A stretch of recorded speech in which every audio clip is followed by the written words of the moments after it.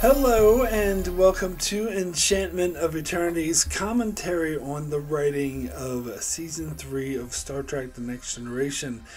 So in this video I just want to talk about some of the stuff that I've read or saw in interviews and heard about the writing of scripts for Star Trek The Next Generation Season 3 because I thought this was a very interesting topic, one that I wanted to explore a bit more. Now, originally I was going to do this talk in my review of the first episode of Season 3, Evolution, but then I realized, this would take up a lot of that video, and it has nothing to do with Evolution specifically. It's more about Season 3 as a whole.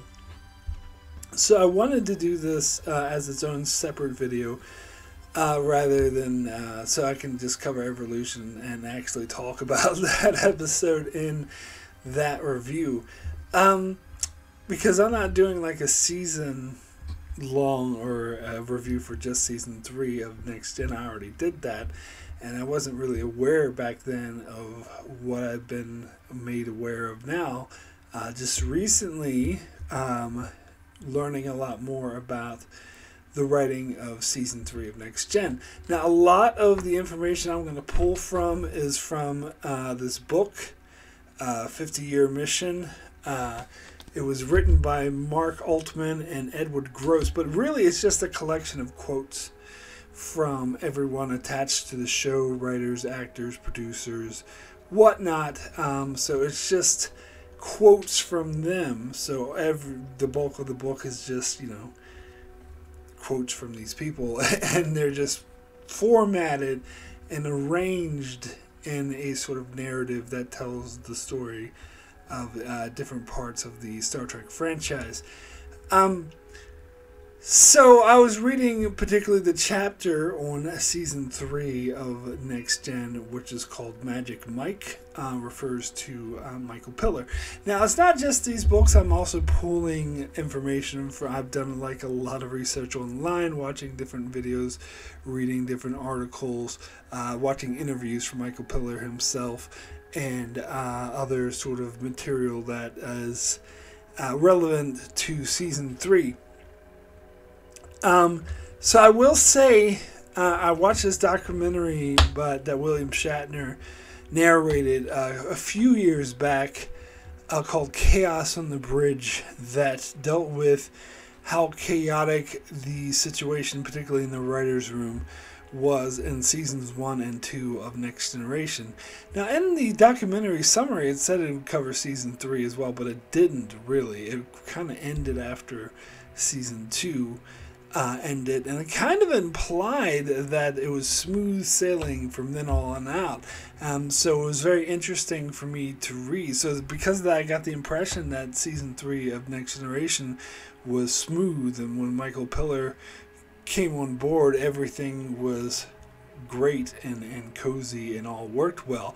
So it was very interesting for me to read that book and to find out that Season 3, the writer's room of Season 3, was just as chaotic as the writer's room of Season 1 and 2, in some ways more so. Which is very interesting, considering that Season 3 is when the show got good. Now, there's a quote from Ira Steven Behr, who specifically said that it's surprising to hear people say that, Season 3 is when the show got good, or Season 3 is the first good season of the show, because none of the writers really felt that way when they were working on that season. They didn't really see it that way. They saw it as just as sort of chaotic as the two previous seasons. But yeah, one of the things that interests me a lot about Season 3 in particular, which is actually, I was more interested to learn about Season 3 than I was 1 and 2, so I was kind of disappointed that that documentary Chaos on the Bridge didn't touch on Season 3 at all, because Season 3 is, by all accounts, by everyone's account, when the show got good. Now, just recently, I'm going through episode by episode and reviewing each episode separately, and I just finished covering Season 2, and really, when I watch each episode, I'm paying close attention and trying to analyze, particularly the writing of each episode, and I noticed like reoccurring mistakes, particularly when it comes to season 2 of TNG, where Maurice Hurley was the showrunner for the entire season. Season 1, Maurice Hurley didn't take over towards the end, and arguably that's when the season got better. So season 1 was a different beast, but season 2 had noticeable writing issues. It felt like the scripts were not completely finished. It felt like they didn't have enough time to work on them. There's like obvious holes, obvious mistakes, or stuff that just feels off for the characters, or just incomplete. They feel like early drafts. And people involved in season 2 of Next Gen will say that they were, had a ridiculous time crunch because of the writer's strike. They were behind. They're working from behind the entire season. So because of that, I got the impression that, again, that season 3, smooth sailing. Because judging by the results of season 3, I get that impression because the script, especially compare the style of scripts of season 3 to that of season 2, they seem very polished. They seem very well thought out. The characters seem more consistent, more real. The stories are more interesting, better just from a objective writing standpoint, better developed, better structured. And so from that reason, I thought, well, they must be, have had more time to work on it to get it right, where they no longer feel like first or second drafts. But the truth of the matter is they were in just as much as a rush as season 2 was. And some of these scripts, particularly one episode that is generally considered to be the best episode of the entire show, or at least one of the best episodes of the entire show, Yesterday's Enterprise, they literally wrote the script in 3 days. And that's considered like the best episode, or at least one of the best episodes by pretty much everyone. And so it's a weird phenomenon. So it's not that they had more time. They were just as rushed, sometimes even more so, according to those people. And there was just as much infighting in the writer's room.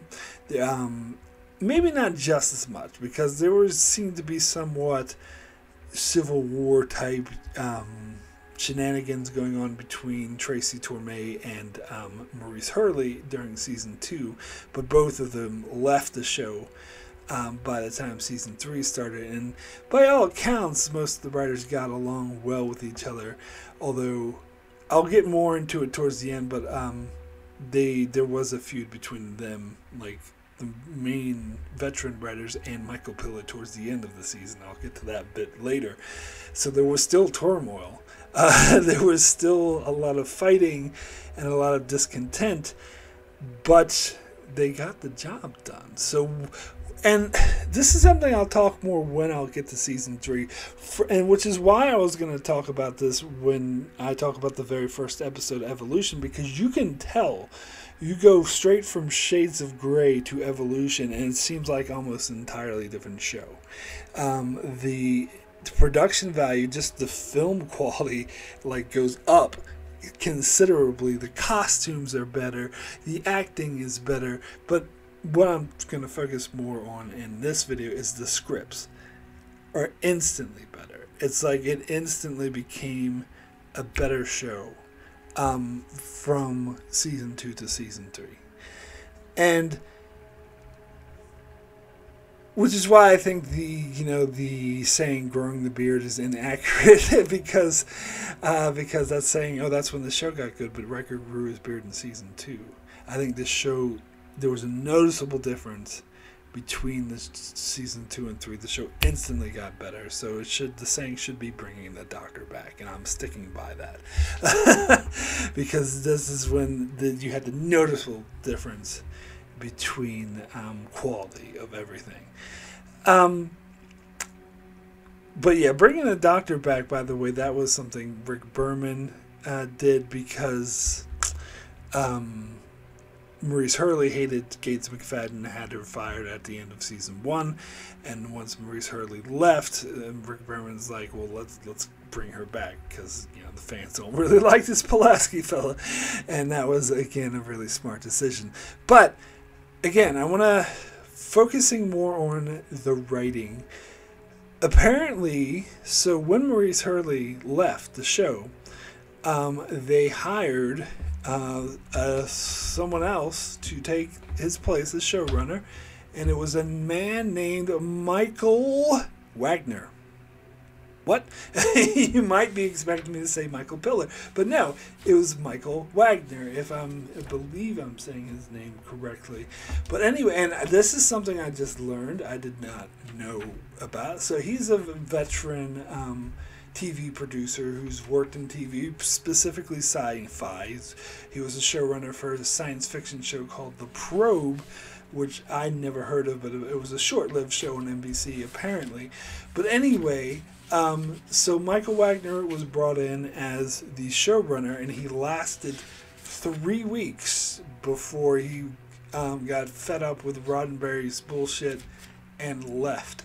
Rick Berman recounts the situation where Michael Wagner came to his office crying.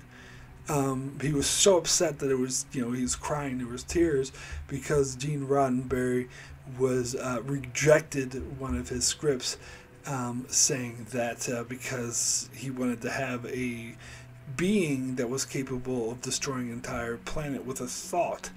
And Gene Roddenberry says, no, we don't do that on Star Trek. And he said, why? And Roddenberry said, because I said so. And apparently, so if you're not aware, this is something that was really brought in detail in the documentary Chaos on the Bridge, is that Gene Roddenberry was seen by pretty much everyone in Hollywood did not want to work for him. He was seen as someone who was impossible to work for, who was almost directly responsible for all of the strife and all of the chaos that went on in the writer's room. Now, there's varying accounts, to be clear. Like, there's some people who say he wasn't that bad, or he was better, or some people saying that some people exaggerate how terrible he was. But he did garnish this reputation of being someone who really didn't want to work for. So, yeah, apparently Michael Wagner, trying to see if that was in fact his name.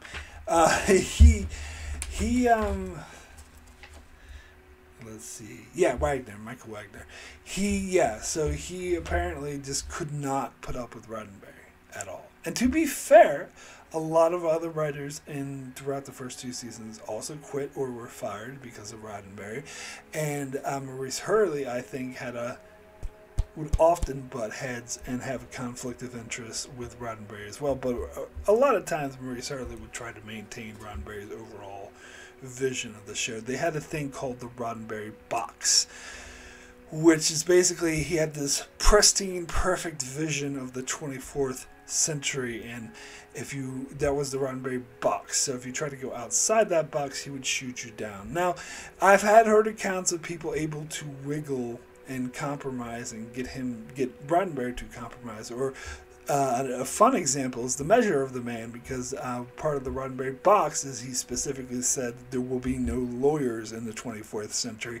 So he shot down the script for The Measure of a Man, but then he went on vacation. They made it when he wasn't around. So there's ways that they would, and sometimes he would, compromise and bend to get around the Roddenberry box. But most people saw this as a huge hindrance to writing, because specifically he was saying there were no conflicts between the crew, which, if you're writing dramatic television, that really handcuffs you as a writer, because drama comes within conflict, and if there's no conflict, then your story's going to be boring. But the thing is, so Michael Wagner quit after 3 weeks, which is part of the reason why they were so far behind during season 3. And so they brought in someone who had worked with Michael Wagner in the past, a man named Michael Piller. And Michael Piller had no experience in science fiction whatsoever. He's completely new to him. He had his starting in as being a censor for the network, and he worked mostly in news to begin with. But he was willing to come in and write for Star Trek. In fact, I've watched his interview with him where he said that he didn't bring any knowledge of science fiction or Star Trek with him, that he was relying on the other writers to fill in the gaps in those cases. What he did bring was a knowledge of character stories and how to write for characters and how to develop characters. And I think that is very evident when you compare the first two seasons to the later seasons of how much better the character stories are. And I think that is a huge contributor to why the show instantly got better. So ultimately what I'm saying is if season 3 the writing was just as chaotic, just as rushed, just as in a hurry, one of the writers, Melinda Snodgrass, described writing for season 3 as laying down the train tracks when you have a locomotive barreling behind you. That was like, we gotta go. So if all that was the same, why is season 3 so much better than season 2? In fact, you might say, oh, maybe it's because they brought in new writers. Most of the writing staff throughout season 3 were the same writers that worked on season 2. You had Melinda Snodgrass. You had, I want to get their names right. There was Hans Boimler, Richard Manning, and there's a few others. I should have had their names in front of me. Let me see. Actually, no, I do have their names in front of me. I'm sorry, I'm doing this on the fly. Let's see. Melinda Snodgrass, Richard Donis. He was fired about halfway through season 3, but he was there towards the beginning. And then Hans Boimler, Richard Manning, and Peter Larson. So these, and Hans Boimler and Richard Manning had wrote several good scripts together in season 2. Off the top of my head, I can just think of The Emissary, not the one with K'Ehleyr, not the Deep Space Nine episode, obviously, but the episode with K'Ehleyr, which was a damn good character piece. So these were good writers. But they were the same writers that were there. And Melinda Snodgrass, if you don't know, was responsible for writing Measure of the Man, generally seen as one of the best episodes of the entire show. She also wrote Up the Long Ladder, but that also suffered from a lot of rewrites from Maurice Hurley, so don't hold that against her. But anyway, so the writers were the same. The chaotic situation was the same. The rushed, gotta hurry up and write these scripts super fast was the same. It seems to me the only thing that was different was Michael Piller was the head writer instead of Maurice Hurley. Now, not the only thing. You also got to talk about Ira Steven Behr, who was brought in by Michael Piller, I believe, to be sort of... So this is the way the writer's room was described to me. You had the main writers that just listed: Hans Boimler, Melinda Snodgrass, Richard Manning, and the few others. And Ira Steven Behr was the one who was running the writer's room. He was pretty much Michael Piller's lieutenant. He was the one who worked with the writers. Because apparently Michael Piller had very terrible social skills, did not get along, communicate well with people, which I'll get more into later, because it apparently became an issue later towards the end of the season. So Ira Steven Behr was the one who dealt directly with the writers, and he was brought on in season 3, hired by Michael Piller, and then he left in season 3. So he actually didn't work on Next Generation. He was a freelance writer in a few episodes like Cupid in season 4, but he wasn't a part of the regular writing staff until Deep Space Nine started, and Michael Piller convinced him to come back for Deep Space Nine, which he would become the showrunner for in season 3, which he did, which is how most people know him, know the name Ira Steven Behr. He even did his own documentary. You should see the poster behind me for, that's him up there. So he's most known as being the showrunner for Deep Space Nine. But he got his start as on season 3 of TNG, and he was kind of the Michael Piller's lieutenant who ran the writers' room. So they would write scripts, and they would push it up to Michael Piller, and he would rewrite it often and send it back to them and be like, or tell them to rewrite it, or he would rewrite it himself. And then once the script was done and polished, it would go up to Rick Berman, who usually apparently didn't have that much notes at this stage because Gene Roddenberry was still alive. After Gene Roddenberry passed away, Rick Berman would be a lot more active and interfering. But at this stage, he wasn't that interfering because he wasn't the last step. After Rick Berman approved, then it went up to Gene Roddenberry, who more often than not would shoot it down and kick it back to the writers and saying, does not conform in the Roddenberry box. Of course, he didn't use those words exactly, but he basically said, we don't do this in the 24th century. This doesn't happen in the 24th century. So it would get kicked back down. The writers who were like in a rush, in a hurry to get these scripts out as soon as possible, would get hugely frustrated. And again, this is where a lot of the frustration and conflict within the writers' room came from, because they would have to deal with this. Now, an interesting point in why I think Michael Piller saved the show, basically. He says himself he doesn't believe he saved the show, but he thinks that he was very proud of the work he did. I think he did. I think Star Trek The Next Generation would not have lasted. If we got season 3 was another repeat of season 2, it wouldn't become the phenomenon it would. The entire franchise would have died, quite frankly. And I talked about this when I recently recovered Star Trek 5 on Patreon for my Revisited, because Star Trek 5 was a bomb. It was a failure. And so far, the first 2 seasons of Next Gen were not doing much better. And so if Next Gen continued to be bad, if it didn't improve, then it would have gotten canceled, and Star Trek 6 never would have gotten made, and then Star Trek would have died right then and there. Would have had no successful. Next Generation would have not be looked back as a masterpiece. It would have been looked back as a weird failure. Star Trek 6 would have never happened, and so you would have get no more Star Trek movies, no more spinoffs, no Deep Space Nine, no nothing. It would have died. So I'm sorry, Mr. Piller, who I know sadly has passed away at this stage, but still I'm going to have to disagree with you. You did save Star Trek. And I am absolutely convinced of that, because I think it is mainly because of him. I mean, there's stuff that I mentioned about the production and the costumes that he wasn't responsible for.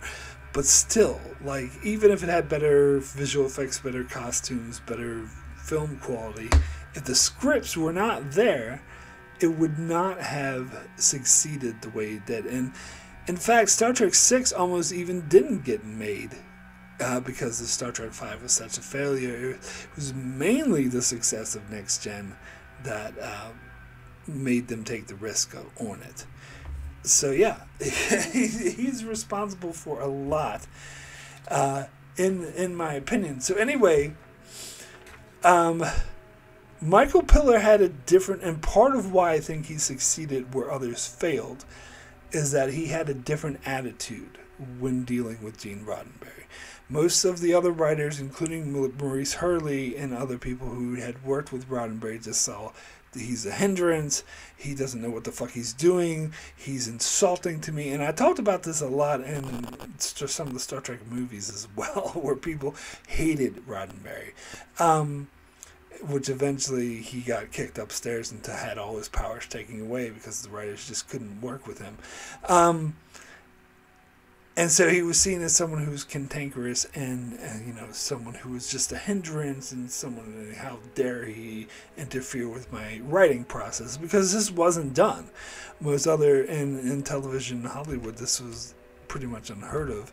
And so most veteran writers who used to working in Hollywood just couldn't deal with it in Next Generation.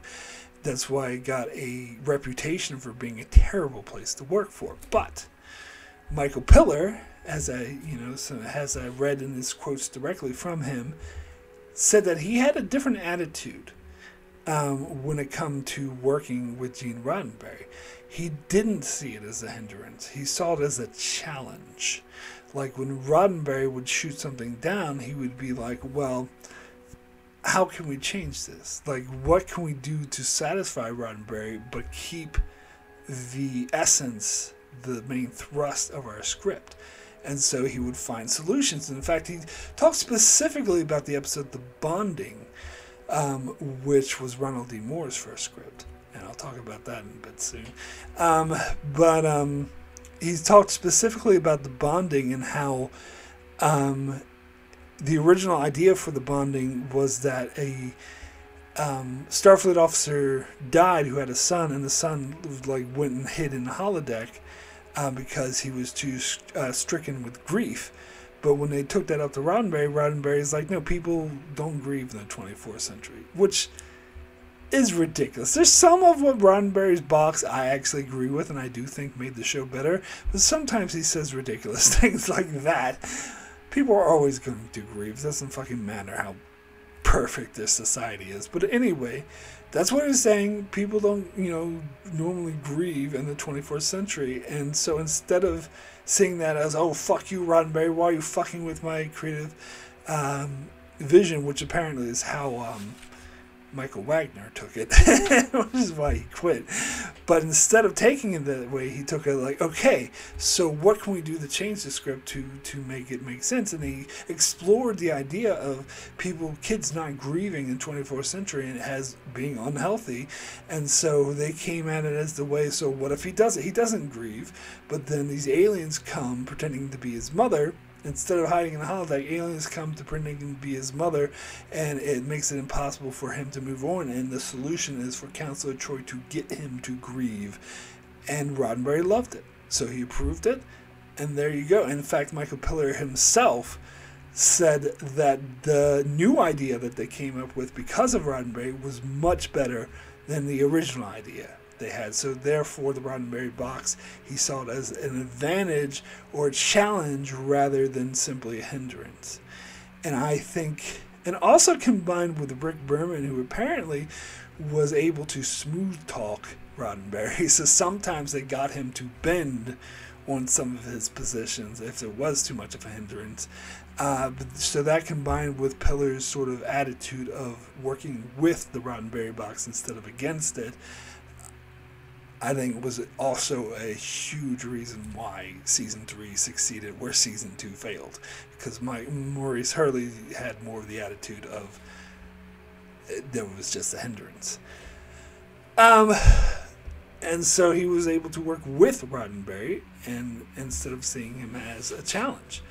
Now, getting back to Michael Wagner, apparently he did write 3 scripts. His name is still credited for 3 of the scripts for Next Gen, which I didn't realize this, was Evolution, the Survivors, and Booby Trap. Now, The Survivors is one of my favorite episodes of the entire show.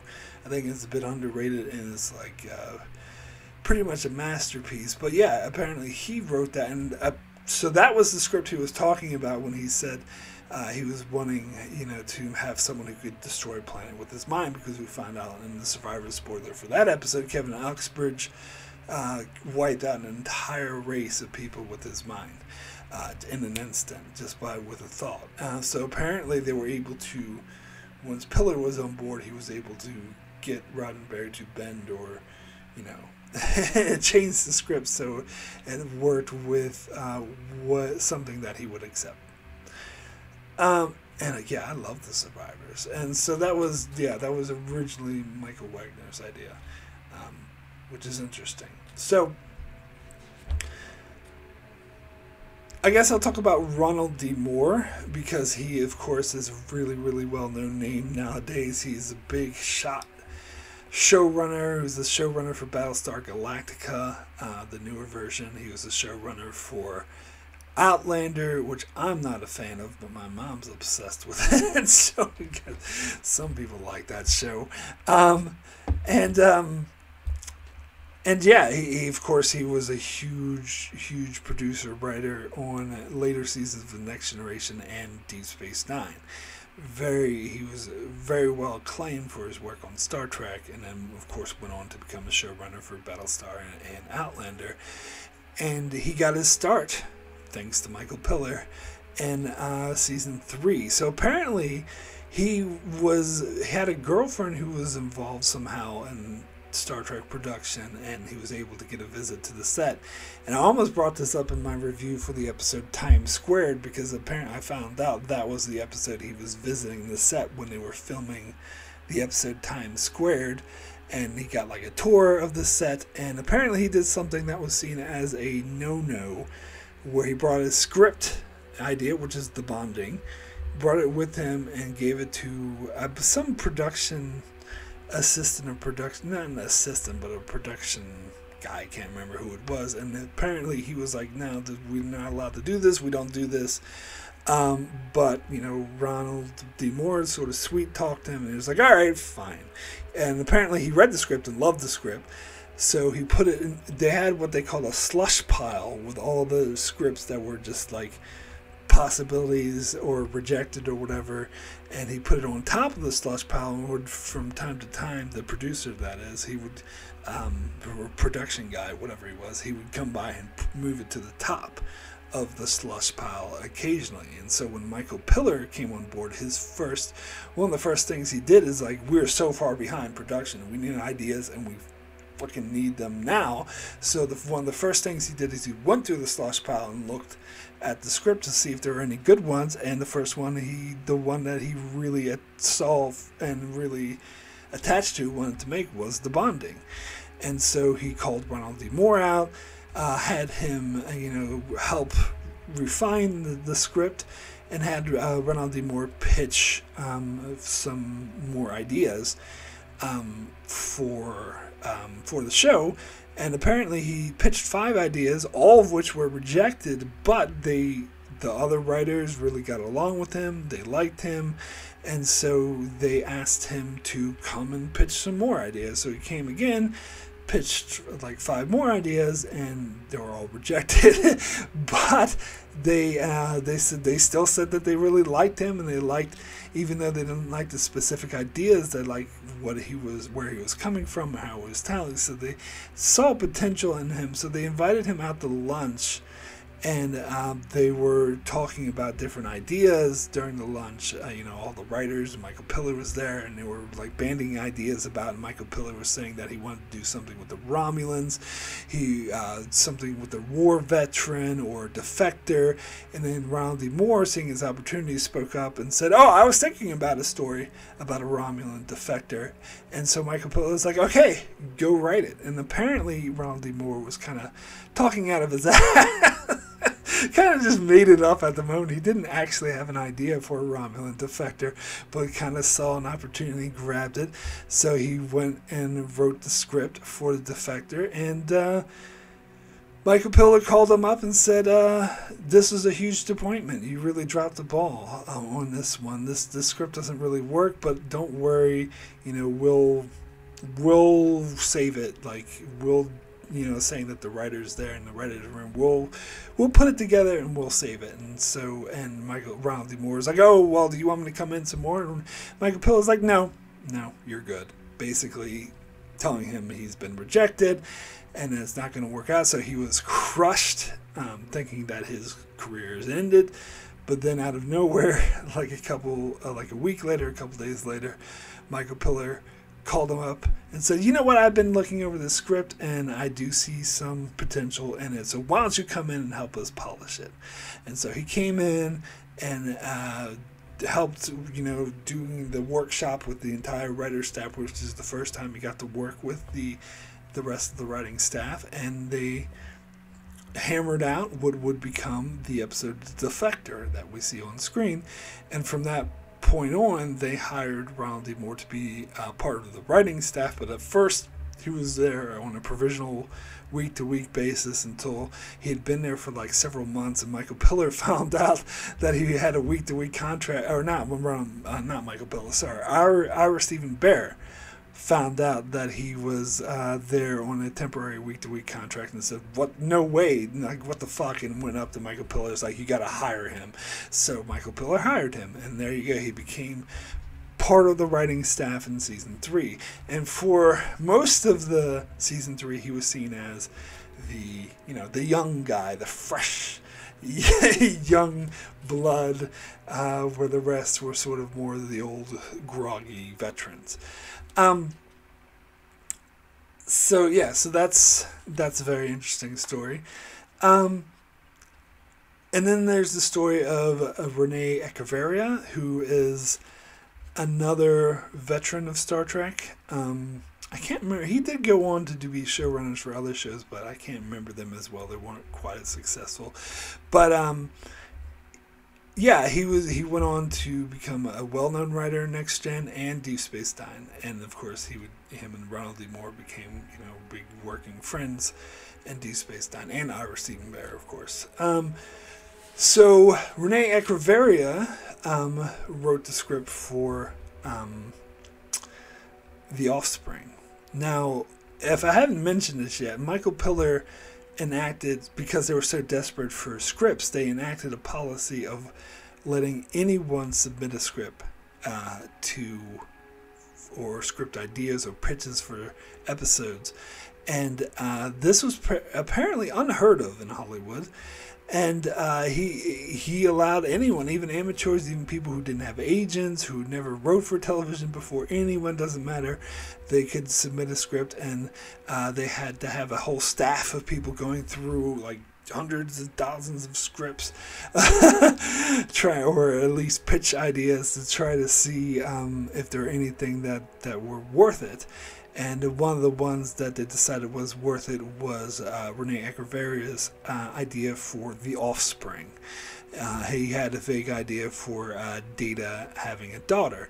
And Michael Piller talked about how it was a good idea, but the problem with it was that it's focused too much on the guest actor, and they needed to find a way to make it a Data episode, because he said that was one of his rules, is that the episode always has to be about one of the main characters cast, because that's where the heart of the show is.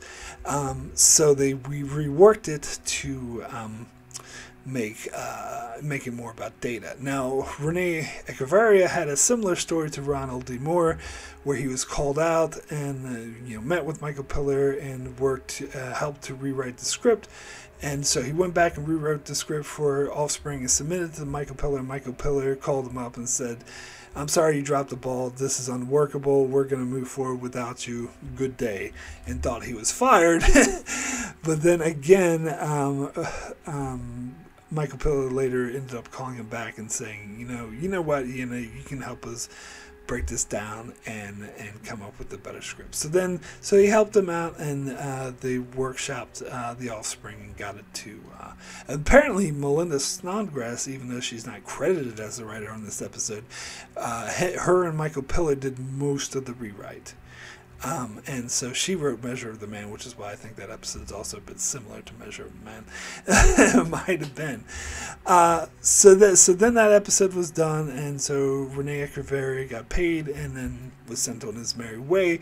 But apparently towards the end of the season, they were having troubles with the script idea for what would be, what's it called? Transfigurations. Yeah. And so he actually called up Rene Echevarria and invited him to come in and rewrite Transfigurations, probably because everyone else was too busy with other stuff. And so he came in, rewrote it, and Michael Piller liked it, and so he would be writing a lot more scripts in season 4 as well. I'm not sure. I don't remember exactly if he became a staff member in season 4 if it was later than that, but I do know he was a regular staff member by season 6 and 7. So yeah, that's how his career got started as well. And so, yeah, the policy that Michael Piller had with writing scripts that were submitted, or taking ideas or pitches from amateurs or unsolicited, I think is the proper term. So pretty much anyone. It doesn't have to be an amateur. They could have some script writing experience, but basically anyone. So that, I think they only did that in season 3, and that was, as I said, unheard of. And what the results of it were, what Michael Piller said of having done that, he said only 10 to 15% of the pitches or scripts that they got were usable. So that is a small percentage. So apparently the vast majority of submissions that they got were unusable, or at least he didn't believe they were. But he said by doing so, he was able to discover people like Ronald D. Moore, although he didn't come in from that, but it was a slush pile, but similar. and Renee Echevarria, and I think there's a few who helped rewrite some few scripts that were discovered, and a couple of the script ideas that are classic episodes, such as Yesterday's Enterprise, came from these submissions, these unsolicited submissions. And so yeah, it was actually a successful policy, even though a lot of it was just only 10%, 10 to 15% was actually usable, which is probably why they didn't do it in later seasons. But yeah, it turned out to be pretty successful. But yeah, as I said, so the writing staff consisted of Melinda Snodgrass, Hans Beimler, Richard Manning. I believe he was fired towards the end of the season as well, and there was also Richard Donis, who was left halfway through the season. So they were the regular writing staff with R. Stephen Bear sort of running things, and then Ronald D. Moore joined about halfway through the season. I think it says here the episode he officially joined on, where is it? Sins of the Father, which is the one he wrote, and he was known kind of since ever after writing that episode, he was known as the Klingon guy, and they always went for him for Klingon episodes. So yeah, but I know he was also involved in earlier scripts. I said the week-to-week stuff. He was when he had that week-to-week contract, he was involved in some early episodes. Like I know he was involved in writing Yesterday's Enterprise. He talked about that. So he talked about Ronald D. Moore had a process that apparently was referred to. Now, I didn't come up with this term. I think this is the early 90s, so maybe this term had different connotations than it did now. But apparently what they did, like particularly on, for example, Yesterday's Enterprise, they spent 4 days over Thanksgiving weekend. And everyone had to miss Thanksgiving, and everyone was cranky and hated being there and was really pissy because they spent 4 days straight doing what apparently Michael Piller referred to as gang banging a script. And that's when basically all the writers would come together, they would hash it out, and they would each take one act, and they would write one act, and then Michael Piller would come in and polish it, to make it all sort of seem coherent and connect, and boom, that's how they would get scripts get written done super fast. The case with Yesterday's, and it's not just Yesterday's Enterprise, by the way, a lot of scripts got written that way. The way that Ronald D. Moore referred to as gang banging a script, when all the writers came together and they all just boom knocked out their ideas and just each wrote an act and came back and threw it all together.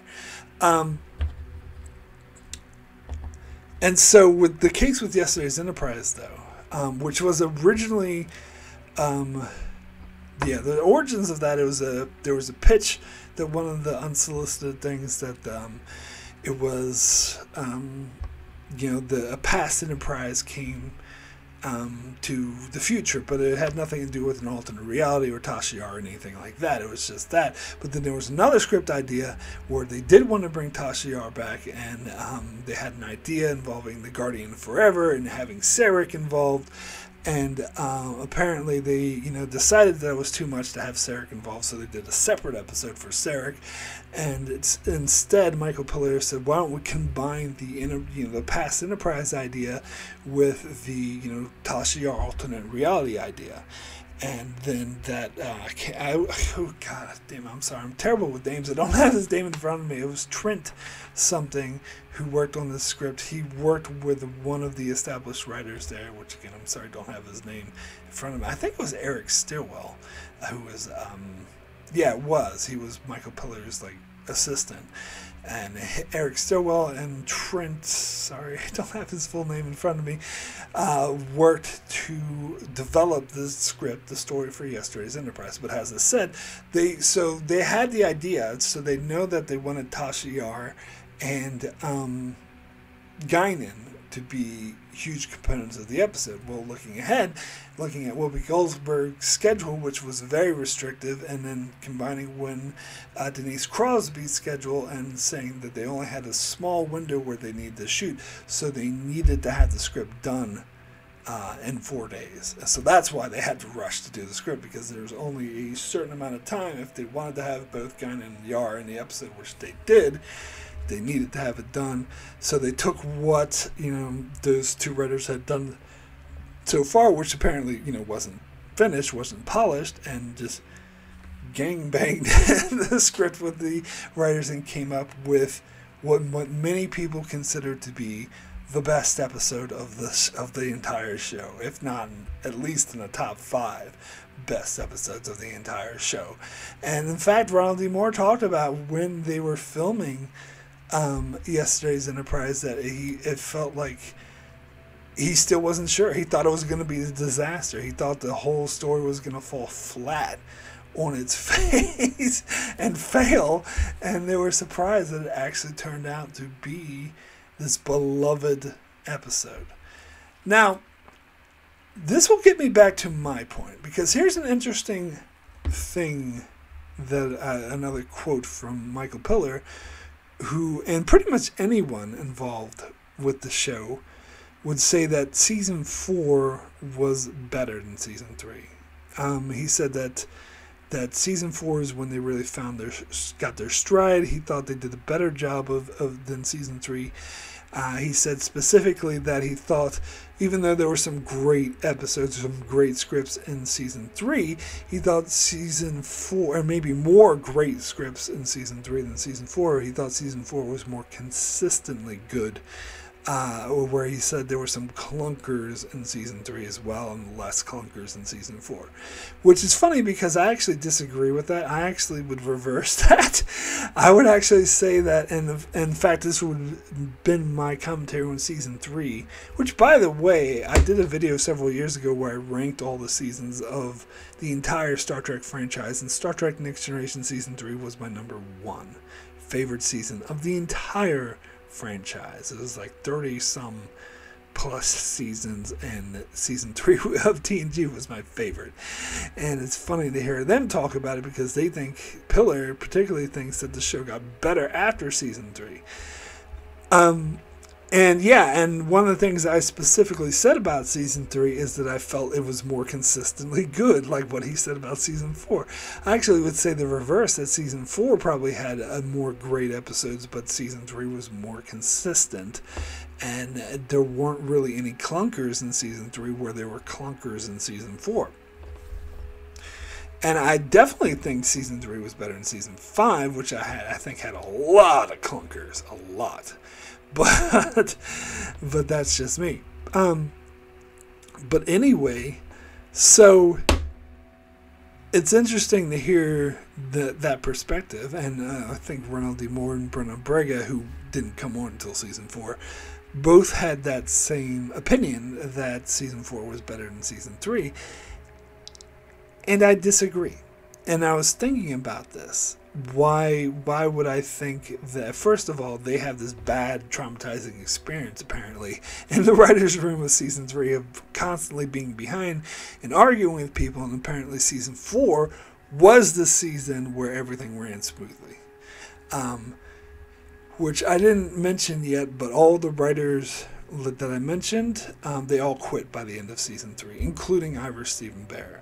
Ronald D. Moore and, of course, Michael Piller were the only ones who actually moved on to season 4. So they got in an entire, like almost entirely new staff in season 4, which included writers like Noreen Shankar, Jerry Taylor, and Brennan Braga, who are all well-known writers in the Trackverse ever since. So that might be another reason why they look more fondly on season 4 than season 3, because of their personal experience. But for me, just judging the episodes by their finished results, I think season 3 is more consistent, and I think it has less clunkers than any other season, which is why I called it my favorite season of the entire franchise. Because on average, it was better. And I think part of the reason, thinking about it and analyzing the writing process, I think this rushed laying the tracks in front of the train as it's barreling towards you actually made them just go with ideas that they normally wouldn't go with. And I think that actually led to innovation. I think scripts like Sins of the Father, Yesterday's Enterprise, and The Offspring, stuff like that probably would not get made in a normal season where everything's fine and everyone gets along with each other when they're not in a rush. Because I think most people would reject an idea of Yesterday's Enterprise as being too fantastical, too fan servicey. And I think they would reject an idea of Offspring as, oh, Data has a daughter, that's too character changing, that's too huge of a difference, we can't do that. Or like ideas of Sins of the Father, oh, Worf's going to get discombobulated from the Klingon Empire, and he's going to be, pushed out and ostracized. We can't do that. That's too huge of a change. We can't affect that. I honestly think that would be their reaction, and this is based off of what I've read about other script ideas that got rejected in the later seasons, particularly once freaking Rick Berman took over. He was totally against doing any sort of groundbreaking stuff like that. And so the reason why I think these ideas got through in season 3 is because they were in such a rush, because they didn't have time to deal with that bullshit. It's like, oh, we don't have time to worry about it. We got this great idea, let's go with it. We don't have time, let's have this great idea and go with it. I think that actually led to more innovative scripts that actually worked better, and I think it's part of the reason why I like season 3 better than the later seasons. Which is interesting, and that's just a theory that I have. As I said, it's something to be perfectly aware of. I should have said this at the top of the video. I was not there. I do not know every detail of what went on behind the scenes. I'm just gleaned what I gleaned from certain interviews and stuff and what people said. So I could be totally wrong. This is all just speculation on my part. But based on what I read, this is kind of what I would say. Now, I told you I'd get into some of the conflict that went on in between Michael Piller and the other writers, and this involves the memo. So apparently, Michael Piller went to Ira Steven Behr and said, "Oh, I have this memo it's basically writing 101." Telling how television scripts should be written, that each scene should have a beginning, middle, and end, and basic stuff like that. And Ira Steven Behr said to Michael Piller, "Do not, under any circumstances, send that memo. It comes off as condescending and insulting. And if you want to have this conversation with your writers, have it to them face to face while looking them in the eye. Do not, under any circumstances, send the memo." Well, he sent the memo. And it's funny hearing Ronald D. Moore telling the story of it, because he was, a fresh new writer who was just happy to be. He was a Star Trek fan, by the way. I don't know if I mentioned it. He was a huge Trekkie, and he was just thrilled to be there. And so when he got this memo saying this is how you write a scene, he took it as, oh, this is helpful. Oh, this is how I should write the scene. I'll take this under advisement. That's not how any of the other veteran writers took it. They apparently, I think it was Richard Manning and Hans Boimler were yelling and throwing things, and Melinda Snodgrass was calling her agent, saying, I need another job. And they were irate and pissed. And Ira Steven Behr was trying to calm them down, trying to get them, because they thought that they were being talked down to, they were being patronized, and they were like, I'm professional, I know how to fucking write a scene, well, how dare he do this? And so ever since then, apparently they would not deal with Michael Piller at all. That they had to go through Ira Steven Behr, and Ira Steven Behr dealt with Michael Piller, and these writers were basically decided at that stage that they were out of there. So by the end of the season, they all left. Except, as I said, Ronald D. Moore, because he didn't care. So that was an interesting story. And then Ira Steven Behr tells about how, he left because he was just having such a difficult time. Apparently, Rick Berman offered him this really, really good deal, and Rick Berman told Michael Piller, there's no way he's going to turn this down. He'll be back. And when he heard that, he's like, tell Rick I said no. and turned it down. And so he left as well at the end of season 3. And it's funny because he had such a bad experience working there, and that's probably why he said the thing where he doesn't understand people saying that season 3 was so amazing. It's when the show got good, it was when the show turned around, because for him it was such a terrible experience.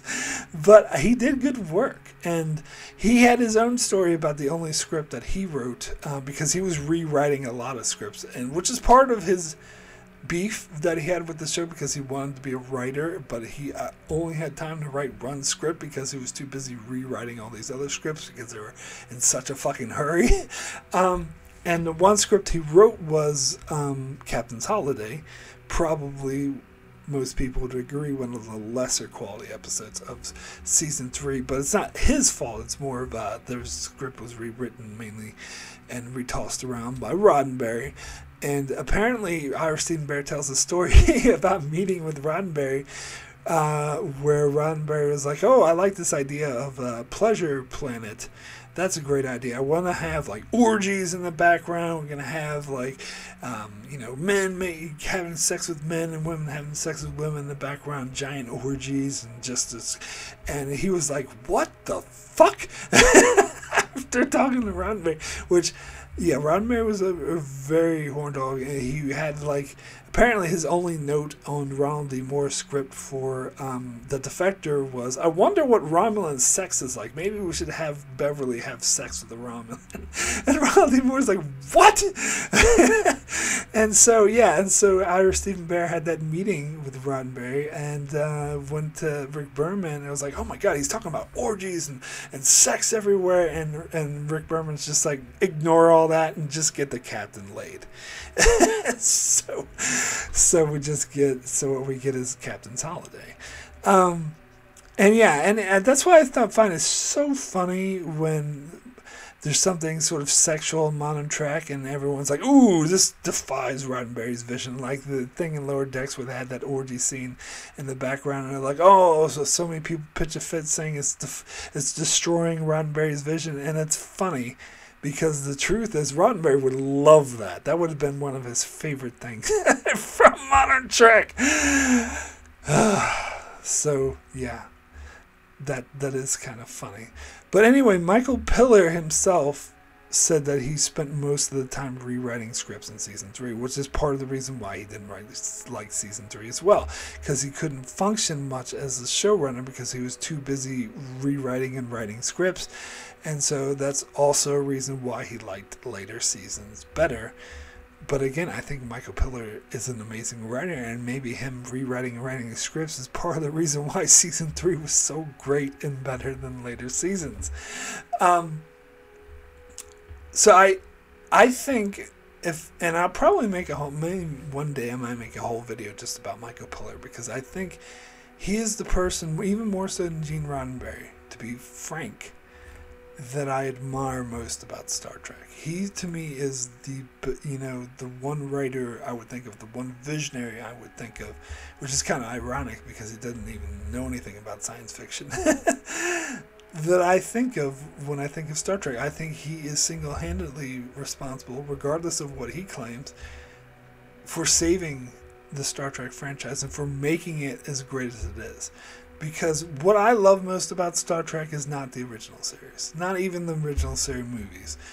It's Next Generation, Deep Space Nine, and Voyager. That's what I attach to the most, because I was growing up during that era in the 90s as a teenager, and it's what I love, what I remember, what I have the most nostalgia for. That's the era of Star Trek that I think was golden. That was Star Trek at its best, and Michael Piller was responsible for all of that. He is what made seasons 3 through 7 of Next Generation, which are the good seasons, the only good seasons. They are good because of him. I mean, obviously not just because of him, but because he brought in a lot of great talent, a lot of great writers and everything. And of course, the production side's a whole nother ball of wax, which was also great. You had great actors, great music, great set design, all that. But as far as the writing goes, yeah, he's mainly responsible. And the writing to me, is the foundation of all that. You can have great actors, great set design, great music. In fact, there's a lot of TV shows and movies that do have great all this, but if the script sucks, then that movie still sucks, no matter how great the production side is. So it starts with the writing. And so, yeah, I think he is solely responsible for why The Next Generation is the beloved show. It's because of him.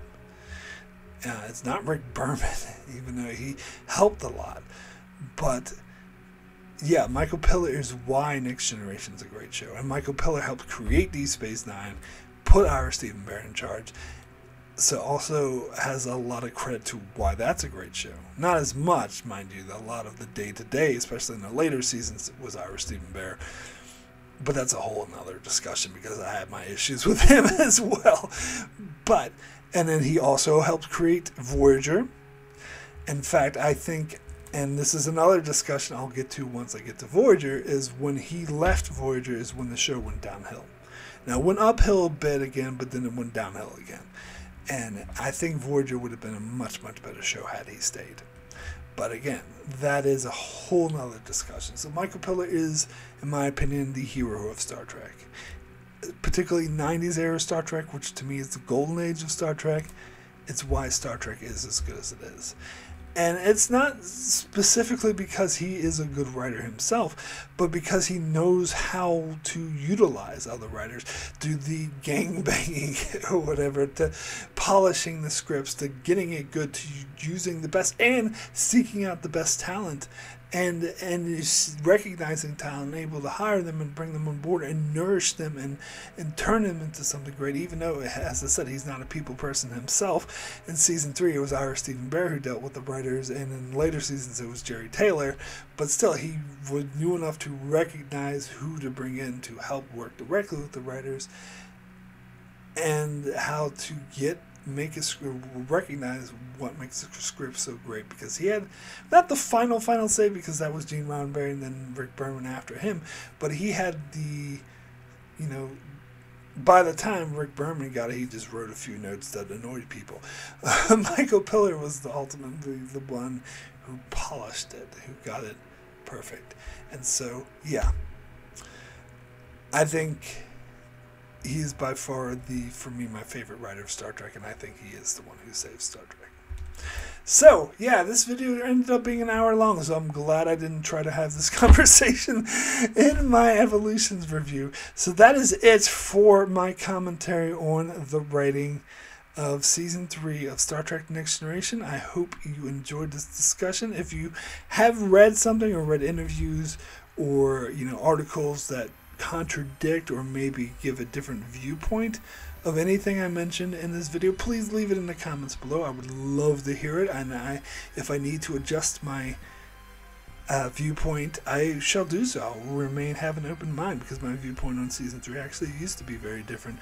But based off of everything I read and I saw so far, this is how I see it. And it's very interesting to me as someone who was an aspiring writer and who has worked on like short films in the writing room and have worked with other writers before on a very, very amateurish level, to be clear. But it's still interesting for me to learn about the inner workings of Star Trek and how Season 3 became to be the best season of the entire franchise. So, yeah. Thanks so much for watching, and be sure to check out my channel at the moment. I will, as I said, about to jump right into Season 3, starting with the first episode of Season 3, Evolution, and then going straight on from there. So be sure to check out my channel as I cover the week-to-week, the episode-to-episode reviews of Season 3. So be sure to subscribe so you can keep up with all of that. And thanks a lot for watching.